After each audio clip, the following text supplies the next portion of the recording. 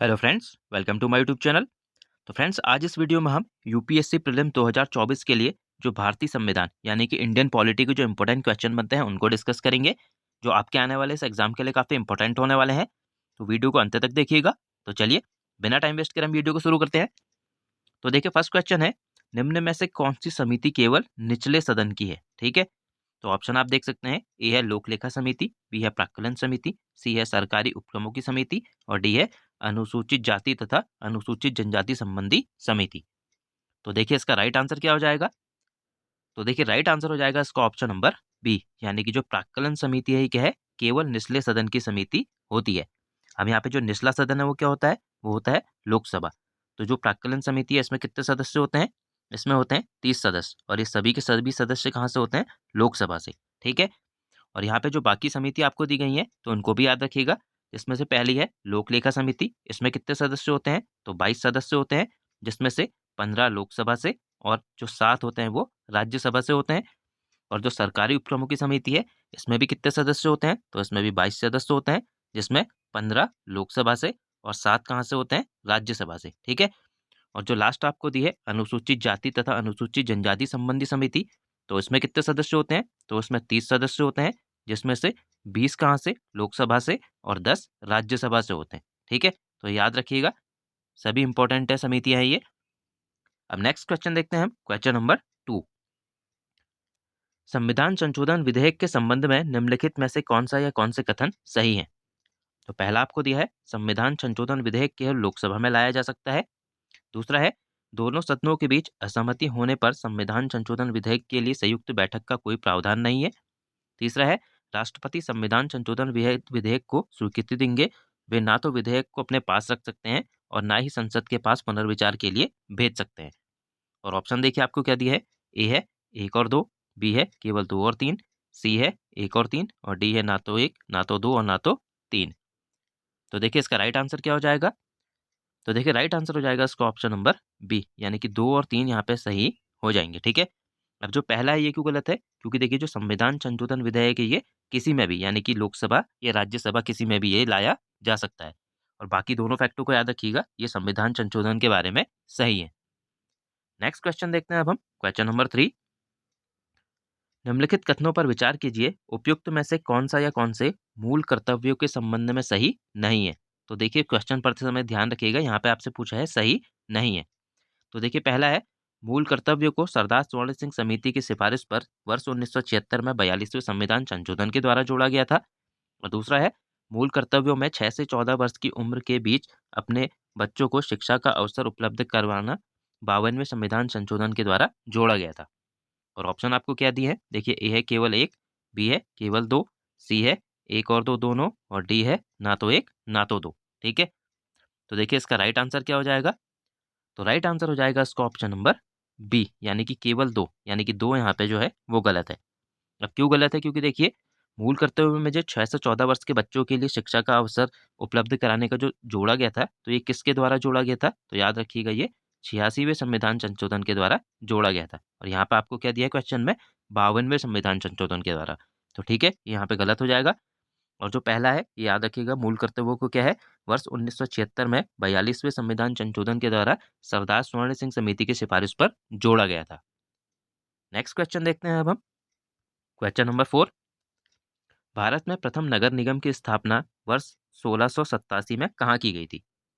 तो देखिए, option A है मुंबई में, बी है सूरत में, सी है मद्रास में और डी है गोवा में। तो देखिए, इसका राइट आंसर क्या हो जाएगा?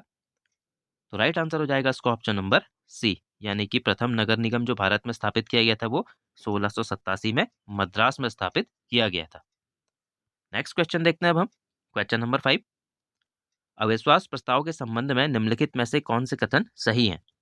तो पहला आपको दिया है, अविश्वास प्रस्ताव पूरे मंत्रिपरिषद के विरुद्ध लाया जा सकता है। और दूसरा है, यदि अविश्वास प्रस्ताव लोकसभा में पारित हो जाए तो मंत्रिपरिषद को त्यागपत्र देना पड़ता है। और ऑप्शन देखिए, ए है केवल 1, बी है केवल 2, सी है 1 और 2 दोनों और डी है ना तो 1 ना तो 2। तो इसका राइट आंसर क्या हो जाएगा? तो देखिए, राइट आंसर हो जाएगा इसका ऑप्शन नंबर सी, यानी कि अविश्वास प्रस्ताव के संबंध में यहाँ पे 1 और 2 दोनों कथन सही हैं। अब नेक्स्ट क्वेश्चन देखते हैं हम, क्वेश्चन नंबर 6। निम्नलिखित में से किस समिति को प्रायः सुपर कैबिनेट भी कहा जाता है? तो देखिए, ए आपको दिया है राजनीतिक मामलों संबंधी समिति, बी है आर्थिक मामलों संबंधी समिति, सी है नियुक्ति समिति और डी है संसदीय मामलों संबंधी समिति। तो इसका राइट आंसर क्या हो जाएगा? तो देखिए, राइट आंसर हो जाएगा इसका ऑप्शन नंबर ए, यानी कि राजनीतिक मामलों संबंधी जो समिति है इसे सुपर कैबिनेट भी इसे कहा जाता है। और जो राजनीतिक मामलों संबंधी समिति है इसका प्रमुख कौन होता है? तो ये भी याद रखिएगा, प्रधानमंत्री इसके प्रमुख होते हैं। नेक्स्ट क्वेश्चन देखते हैं अब हम, क्वेश्चन नंबर 7। निम्नलिखित में से कौन सा या कौन से कथन उच्चतम न्यायालय के संबंध में सही है? तो पहला आपको दिया है, संविधान के भाग 5 में अनुच्छेद 124 से अनुच्छेद 147 तक उच्चतम न्यायालय के गठन, स्वतंत्रता, न्याय क्षेत्र, शक्तियां, प्रक्रिया आदि का उल्लेख है। दूसरा है, संविधान में उच्चतम न्यायालय के न्यायाधीश की नियुक्ति के लिए न्यूनतम आयु का उल्लेखित नहीं किया गया है। तीसरा है, उच्चतम न्यायालय के न्यायाधीशों को संसद की सिफारिश पर राष्ट्रपति के द्वारा पद से हटाया जा सकता है। और ऑप्शन देखिए, ऑप्शन आपको क्या दिए हैं?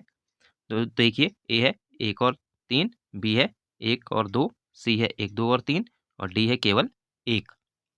तो देखिए, इसका राइट आंसर क्या हो जाएगा? तो राइट आंसर हो जाएगा इसका ऑप्शन नंबर सी, यानी कि 1, 2 और 3 जो तीनों है ये उच्चतम न्यायालय के संबंध में सही है। तो याद रखिएगा इन फैक्टों को, ये आपसे आने वाले एग्जाम में पूछे जा सकते हैं। नेक्स्ट क्वेश्चन देखते हैं अब हम, क्वेश्चन नंबर 8। निम्नलिखित में से कौन सा एक अधिकार भारतीय संविधान के अनुच्छेद 21 में उल्लिखित नहीं है? तो देखिए, पहला ए है विदेशी यात्रा करने का अधिकार, बी है बंधुआ मजदूरी करने के विरुद्ध अधिकार, सी है आपातकालीन चिकित्सा सुविधा का अधिकार और डी है भारत के राज्य क्षेत्र में सर्वत्र आबाद संचरण का अधिकार। तो देखिए, इसका राइट आंसर क्या हो जाएगा? तो देखिए, राइट आंसर हो जाएगा इसका ऑप्शन नंबर डी, यानी कि भारत के राज्य क्षेत्र में सर्वत्र आबाद संचरण का अधिकार अनुच्छेद 21 में उल्लिखित नहीं है और बाकी तीनों के हैं अनुच्छेद 21 में उल्लिखित है। और ये जो आपको डी दिया है ये किस में उल्लिखित है? तो याद रखिएगा, संविधान के अनुच्छेद 19 में ये उल्लिखित है। नेक्स्ट क्वेश्चन देखते हैं अब हम, क्वेश्चन नंबर 9। उद्देश्य प्रस्ताव के संबंध में निम्नलिखित में से कौन सा सही नहीं है? तो देखिए, कौन सही नहीं है पूछा है यहाँ पे। तो ए है, जिस दिन डॉक्टर राजेंद्र प्रसाद संविधान सभा के अध्यक्ष बने उसी दिन उद्देश्य प्रस्ताव जवाहरलाल नेहरू द्वारा पेश किया गया था। बी है, उद्देश्य प्रस्ताव में स्वतंत्रता के बाद प्रशासन को चलाने के लिए एक संविधान के निर्माण की घोषणा की गई थी। सी है, उद्देश्य प्रस्ताव 22 जनवरी 1947 को सर्वसम्मति से स्वीकार किया गया था। और डी है, उद्देश्य प्रस्ताव में अल्पसंख्यकों, पिछड़े वर्गों तथा जनजातीय क्षेत्रों के लोगों को पर्याप्त सुरक्षा प्रदान किए जाने की बात कही गई थी। तो देखिए, इसका राइट आंसर क्या हो जाएगा, आप देख सकते हैं। तो देखिए, राइट आंसर हो जाएगा, यानी कि क्या यहाँ पे सही नहीं है? तो वो सही नहीं है ऑप्शन नंबर ए, यानी कि ये गलत है। और बाकी तीनों याद रखिएगा, बाकी तीनों ये सही है। अब देखिए, जो डॉक्टर राजेंद्र प्रसाद हैं इन्हें संविधान सभा का अध्यक्ष कब बनाया गया था? तो याद रखिएगा, जो बैठक हुई थी 11 दिसंबर 1946 को। ठीक है, इस समय इन्हें अध्यक्ष बनाया गया था। और जो उद्देश्य प्रस्ताव है वो क्या है? जवाहरलाल नेहरू के द्वारा 13 दिसंबर 1946 को पेश किया गया था। ठीक है, तो दोनों काफी इंपॉर्टेंट फैक्ट हैं, ये याद रखिएगा इनको। नेक्स्ट क्वेश्चन देखते हैं अब हम, क्वेश्चन नंबर 10। निम्नलिखित कथनों में से कौन सा एक कथन सही नहीं है? तो यहाँ पे सही नहीं है पूछा है। तो ए है, देखिए, अभी तक प्रस्तावना को केवल एक बार संशोधित किया गया है। बी है, संविधान के अनुच्छेद 326 में लोकसभा और विधानसभाओं के लिए वयस्क मतदान का प्रावधान किया गया है। सी है, भारत में किसी राज्य के क्षेत्र को बढ़ाने, उसकी सीमाओं में परिवर्तन करने तथा भारत के किसी नए राज्य के गठन की शक्ति राष्ट्रपति को दी गई है। और डी है, संविधान के अनुच्छेद 256 से 263 तक केंद्र और राज्यों के बीच प्रशासनिक संबंधों की चर्चा की गई है। तो देखिए, क्या सही हो जाएगा इसमें ऑप्शन, यानी कि क्या यहाँ पे गलत है? तो देखिए, राइट आंसर हो जाएगा इसका ऑप्शन नंबर सी, यानी कि ये यहाँ पे गलत है। और क्यों गलत है? क्योंकि देखिए, भारत के किसी राज्य क्षेत्र की सीमा बढ़ाने, परिवर्तन करने तथा नए राज्य के गठन की शक्ति राष्ट्रपति को नहीं बल्कि किसको दी गई है? ये संसद को दी गई है। ठीक है, तो याद रखिएगा इस फैक्ट को। और बाकी तीनों फैक्ट याद रखिएगा, ये काफी इंपॉर्टेंट है। ठीक है, तो फ्रेंड्स, आज हमने जो यूपीएससी 2024 के लिए भारतीय संविधान के कुछ इंपॉर्टेंट क्वेश्चन बनते थे उनको डिस्कस किया। आई होप आपको ये वीडियो पसंद आई होगी। तो मिलते हैं हम नेक्स्ट वीडियो में। Thank you friends.